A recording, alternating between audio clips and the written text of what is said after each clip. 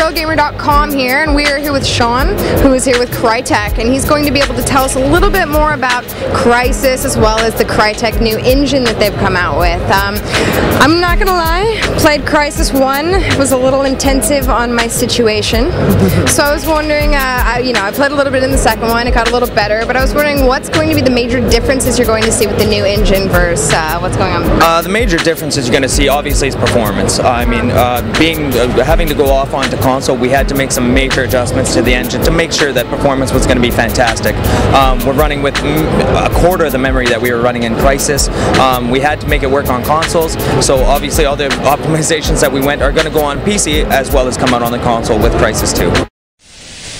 One thing that we've noticed a lot, but a lot of things that people haven't noticed a lot, is how you've changed the AI, the physics, the way things are really working in the inner mechanics. What can you tell us about that? Well, I can tell you a lot of the new improvements that we've made with the physics system. We've got all new types of structurals.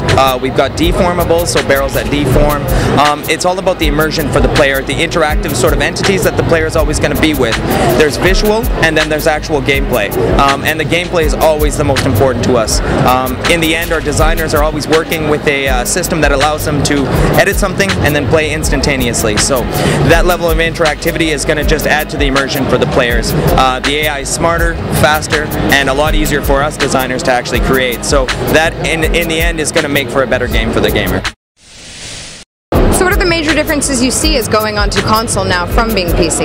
Well, what we actually said is, okay, we have high-end PC title, and we want to actually achieve that quality and bring that to console. So we didn't sacrifice any of the visual fidelity whatsoever. But what we had to be was a little bit smarter in the way we were doing it.